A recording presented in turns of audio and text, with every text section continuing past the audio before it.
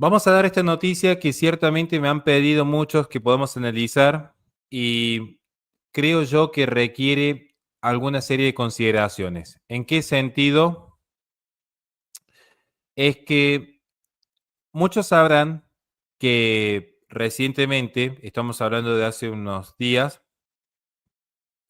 se dio un fuego cruzado con misiles de India contra Pakistán, donde Pakistán también intentó resistir.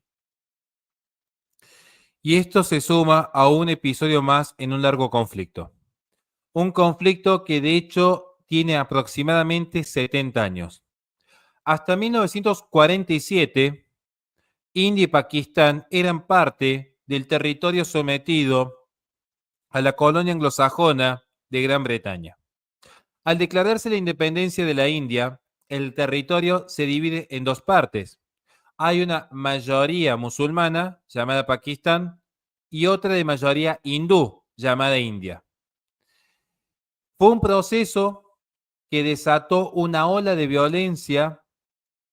Estamos hablando de más de 1 millón de muertos, más de 15 millones de desplazados hasta el día de hoy.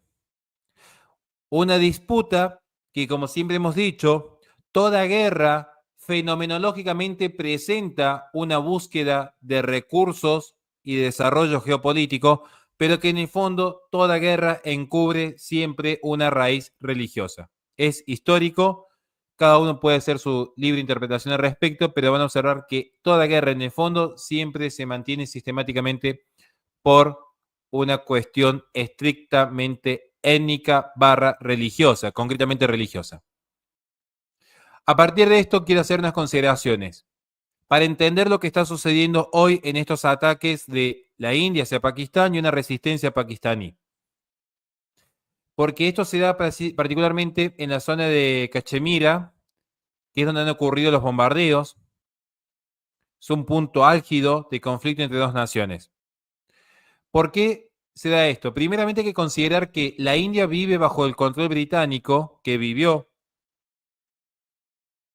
bajo control británico, tenía un territorio de 4.3 millones de kilómetros cuadrados, es decir, el doble de México. Para aquel entonces había más de 400 millones de habitantes. Los hindúes formaban aproximadamente el 65% de la población. Los musulmanes, principal minoría, el 25%. Y luego había pequeñas facciones de cristianos, judíos, parsis, jainas, budistas y sijes. Estas distintas etnias y distintas religiones lograron cierta coexistencia con una mayoría hindú en las regiones sur y centro de la hoy conocida India. Hacia el norte, concretamente hacia los extremos noreste y noroeste, es donde principalmente radicaban aquellas mayorías musulmanes. Luego de la Segunda Guerra Mundial, el movimiento pacifista que llevaba adelante Gandhi empieza a tomar cierto protagonismo. Entonces empieza este proceso de emancipación de una India buscando su soberanía frente a un Londres que ya veía cómo se empezaban a reordenar los agentes políticos internacionales.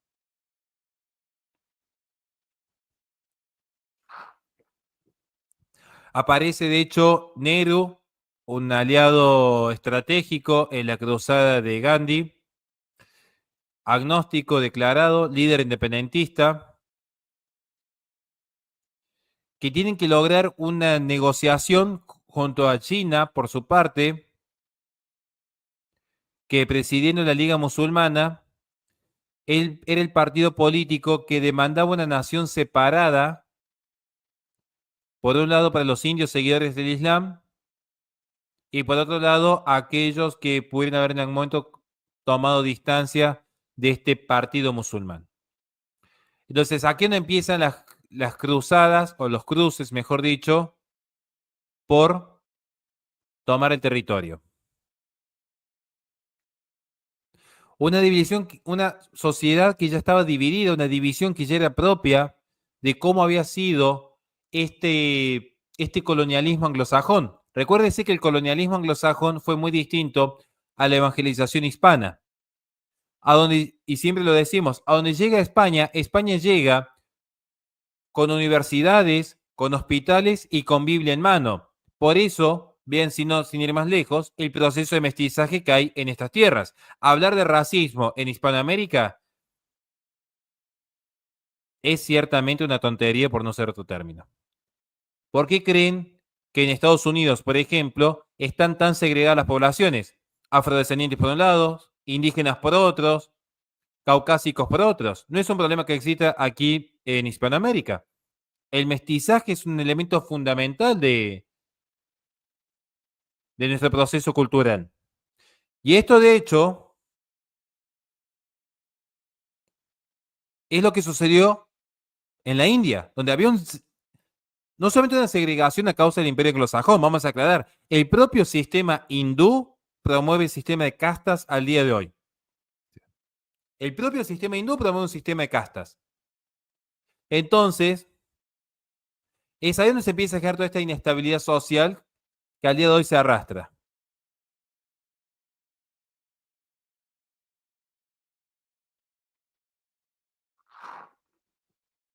Y por este tipo de líneas divisorias, y con instancia de Radcliffe, personaje histórico de hecho, que fue partícipe de esta división de la India, es que se va a dar esta escisión. Nehru por un lado, Jinnah por otro. Aquellos que terminan adhiriendo a la cosmovisión hindú como forma y centro de vida, y aquellos que adhieren a la cosmovisión musulmana para tomar el territorio del norte. Por eso nace la India propiamente con la mayoría hindú en 1947, el 15 de agosto, de ser más preciso, y Pakistán con una mayoría musulmán. Nehru fue el primer ministro de la India hasta fallecer en el 64 y Jinnah gobernó Pakistán hasta su muerte, que fue un año después de su independencia en 1948. Y esto se va a dar un costo, esto se da con un costo humano muy fuerte, esta gran división. Porque la nueva frontera, que tenía unos 3.000 kilómetros, delimitaba dos territorios totalmente separados. Pakistán actual, lo que ocupaba actualmente Pakistán, y el Pakistán del Este, que en 1971 se había desvinculado políticamente para convertirse en lo que hoy se llama la República de Bangladesh. Entonces, luego de la partición del 47, también se produjo una inmigración masiva, en masa, de más de 15 millones de desplazados, porque las guerras persistieron internamente. Los hindús y los sijes que vivían en el territorio asignado a Pakistán tuvieron que enfrentar todo un proceso para salir de esa nación y volver a un territorio que no fuese tan hostil con sus credos. Hay que recordar que la Liga Musulmana había formado milicias para controlar su territorio que al día de hoy siguen existiendo, por cierto. De hecho, es uno de los peores países para ser cristianos. La India también, aclaro, hoy la India tiene los mayores índices de persecución a los cristianos.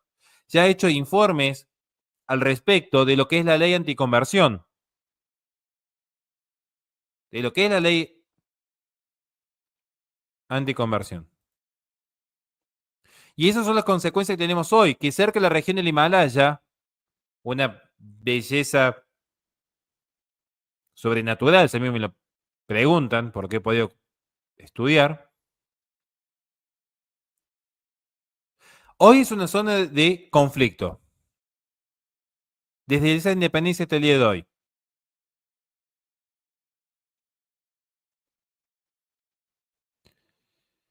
Porque en el plan de reparto contemplado en el acto de la independencia de la India, Cachemira podía elegir libremente si ser parte de la India o de Pakistán. ¿Qué sucede? Que en 1947 el gobernante local, Hari Singh, eligió la India y esto provocó el estallido de la guerra de 2 años. Desde entonces que la India mantiene en control aproximadamente la mitad de la región, mientras que Pakistán domina algo más que de un tercio de las áreas del noroeste,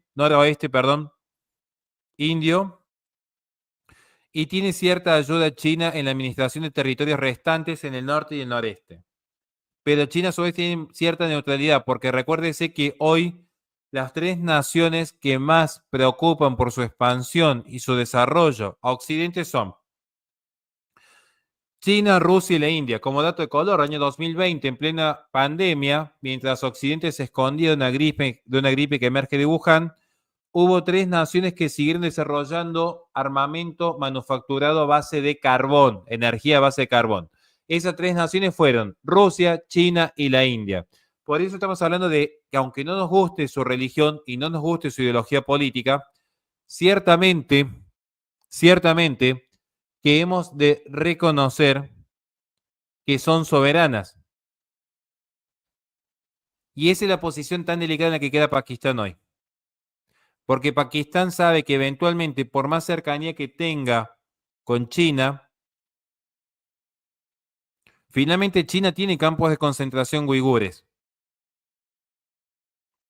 Y finalmente China forma parte del BRICS.